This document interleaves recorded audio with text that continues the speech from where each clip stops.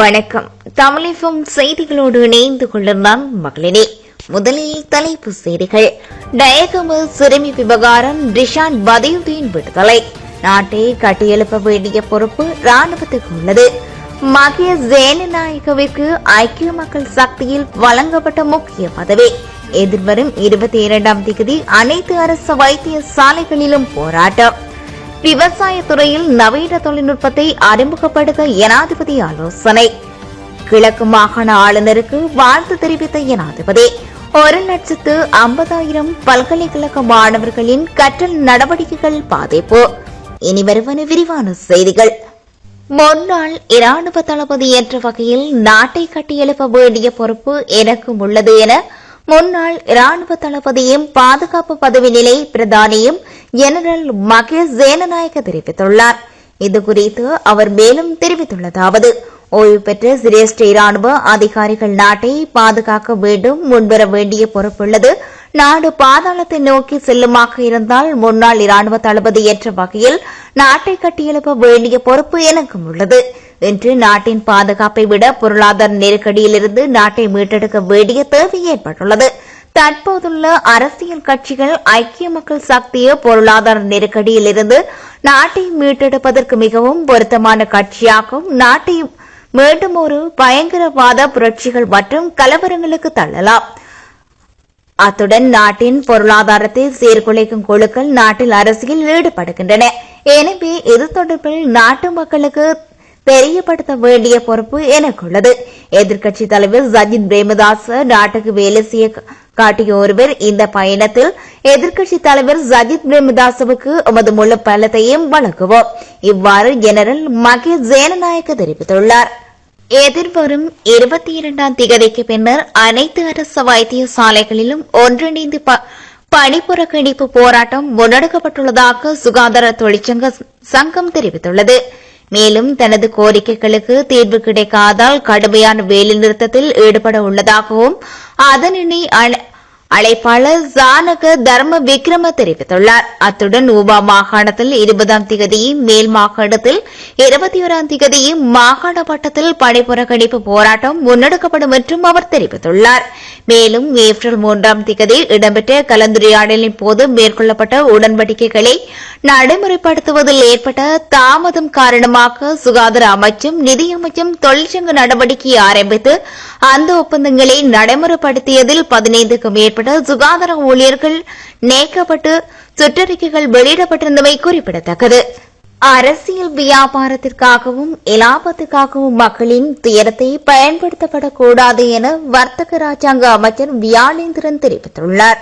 மட்டக்களப்பு மண்முனை பகுதி விவசாயிகளுக்கு உபகரணங்களை வழங்கி வைக்கும் நிகழ்வில் கருத்து தெரிவிக்கையிலே அவர் மேற்கொண்டவாறு குறிப்பிட்டுள்ளார். முள்ளிவாய்க்காலில் 2009 கொத்து குண்டுகளுக்கு அக்கப்பட்டு எமது சமூகம் அழிந்து போனது.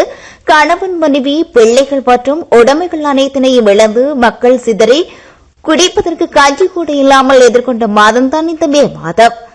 அந்த சம்பவத்தை மக்கள் நினைவு கூறத்தான் வேண்டும். அதற்கு மக்களுக்கு உரிமையுண்டு. ஆனால் சில அரசியல்வாதிகள் பதாகைகளை காட்டிக்கொண்டு அவர்களின் கட்சியின் பெயர்களையும் பொறித்துக் கொண்டு முள்ளிவாய்க்கால் நினைவு நாளை அனுஷ்டிப்பதாக தெரிவிக்கின்றார்கள்.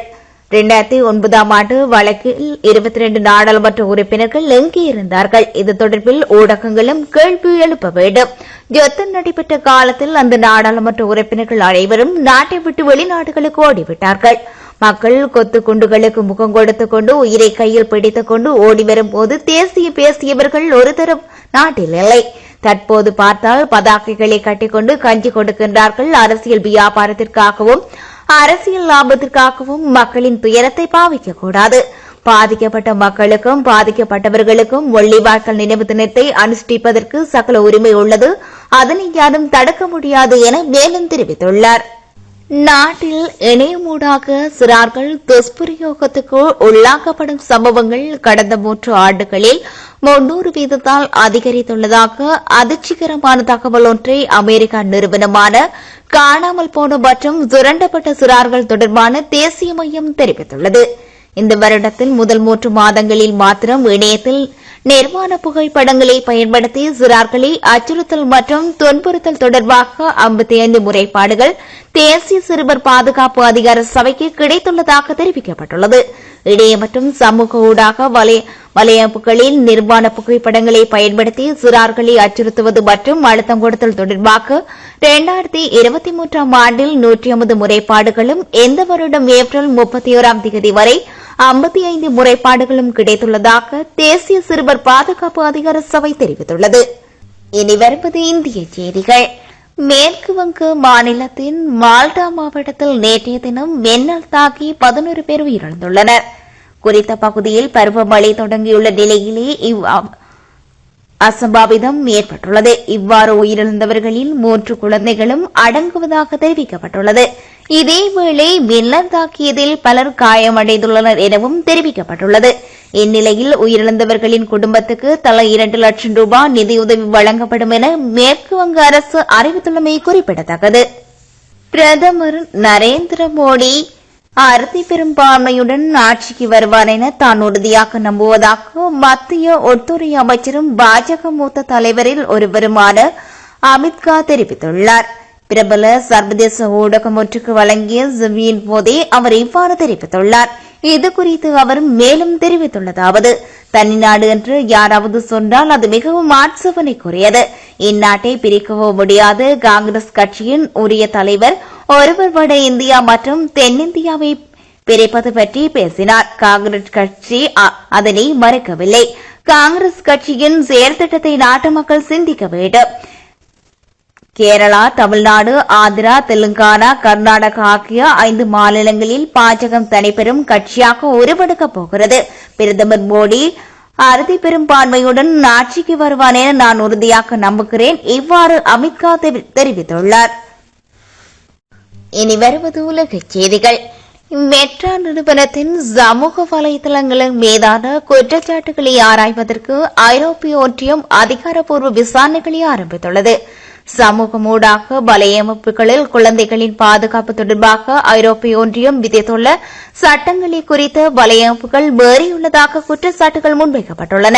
இந்த குற்றச்சாட்டுகளின் அடிப்படையில் அதிகாரப்பூர்வ விசாரணைகளை ஆரம்பித்துள்ளதாக ஐரோப்பிய ஒன்றியம் தெரிவித்துள்ளது. தென் பசிபிக் பிராந்தியத்தில் உள்ள பிரான்ஸ் நிர்வாகத்தின் தேவக்கூட்டமான டோனியா வன்முறை போராட்டங்களால் அதிகரித்துள்ளது. மாகாண தேர்தலில் வாக்குரிமையை மாற்றியமைக்கும் சர்ச்சைக்குரிய சட்டம் பாரிஸில் நிறைவேற்றப்பட்டதை தொடர்ந்து இந்த கலவரங்கள் ஏற்பட்டுள்ளன. இந்நிலையில் பூர்வீக மக்கள் மற்றும் அவர்களது ஆதரவாளர்கள் இந்த சட்டத்தை தங்கள் அரசியல் அதிகாரத்தின் மீதான நேரடி தாக்குதலாகவும் பிரான்ஸ் ஆதரவு வேட்பாளர்களை ஆதரிப்பதற்கான ஒரு தந்திரோபாயமாகவும் பார்ப்பதாகவும் குற்றம் சுமத்தப்பட்டுள்ளது. இந்நிலையில் தற்போது போராட்டங்கள் பாதுகாப்பு படையினருக்கு இடையேயான வன்முறை மோதல்களாக உருவெடுத்துள்ளன. இந்த வன்முறையில் குறைந்தது 4 பேர் உயிரிழந்து நூற்றுக்கணக்கானோர் கைது செய்யப்பட்டுள்ளதாகவும் தெரிவிக்கப்பட்டுள்ளது. வாகனங்கள் மற்றும் வணிக நிறுவனங்கள் தீ வைக்கப்பட்டதன் மூலம் சொத்துக்களுக்கு பெரும் சேதம் ஏற்பட்டுள்ளதோடு போராட்டக்காரர்கள் நடத்திய முற்றுகை நடவடிக்கை காரணமாக மருந்து மற்றும் உணவு போன்ற அத்தியாவசிய பொருட்களின் தட்டுப்பாட்டுக்கு வழிவகுத்துள்ளதாகவும் கூறப்படுகிறது. பிரித்தானியா மற்றும் பங்களாதேஷ் நாடுகள் சட்டவிரோத குடிபெயர்வோரை வெளியேற்றுவதற்கான ஒப்பந்தத்தில் கையெழுத்திட்டுள்ளது. லண்டனில் நடைபெற்ற உள்நாட்டு விவகாரங்களுக்கான முதல் கூட்டும் பணிக்குழுவிலே இந்த ஒப்பந்தம் கைச்சாத்திடப்பட்டுள்ளது. மேலும் இரு நாடுகளும் தங்கள் கூட்டாண்மையை பலப்படுத்தவும் பொருளாதாரம், கலாச்சாரம் மற்றும் சமூக பிரச்சினைகளில் ஒத்துழைப்பை தீவிரப்படுத்தவும் உறுதியளித்துள்ளன. குறித்த ஒப்பந்தத்திற்கு அமைய சட்டவிரோத புகலிட கோரிக்கையாளர்கள், வெளிநாட்டு தேசிய குற்றவாளிகள் மற்றும் காலாவதியான விசாவை பயன்படுத்தி தங்கியிருக்கும் தனிநபர் போன்றோர் நாட்டை விட்டு வெளியேற்றப்படுவார்கள் எனவும் தெரிவிக்கப்பட்டுள்ளது. அத்துடன் பிரித்தானியாவில் சட்டவிரோத புகலிட கோரிக்கையாளர்கள் நாடு கடத்தப்படுவதை போன்று பங்களாதேஷிலும் சட்டவிரோதமாக புலம்பெயர்ந்தோரை வெளியேற்றுவதற்கான நடவடிக்கைகள் மேற்கொள்ளப்படும் எனவும் தெரிவிக்கப்பட்டுள்ளது. அமெரிக்காவில் இறக்குமதி செய்யப்படும் சீன தயாரிப்பு கார்களை கண்காணிப்பதில் அமெரிக்கா கவனம் செலுத்தியுள்ளதாக தெரிவிக்கப்பட்டுள்ளது. நவீன தொழில்நுட்பத்துடன் கூடிய சீன வாகனங்கள் அமெரிக்கர்களின் தரவுகளின் பாதுகாப்பில் சிக்கல்களை ஏற்படுத்தக்கூடும் எனவும் தெரிவிக்கப்பட்டுள்ளது. இந்நிலையில் சீன வாகனங்கள் தொடர்பாக எடுக்க வேண்டிய நடவடிக்கைகள் குறிப்பிடும் சட்டத்தை வரும் மாதத்தில் தனது துறை கொண்டு வரும் என்று அந்நாட்டின் வர்த்தக செயலாளர் ஏனா டைமண்டோ தெரிவித்துள்ளார். மேலும் அவரது கருத்தின்படி இது அமெரிக்காவின் தேசிய பாதுகாப்புக்கு அச்சுறுத்தல் என்றும் அறிவிக்கப்பட்டுள்ளது. இத்துடன் செய்திகள் இனிதே நிறைவு பெறுகின்றன. நேயர்கள் இதுவரை இணைந்திருந்தது தமிழ் எஃப்எம்மின் பிரதான செய்தி அறிக்கையோடு.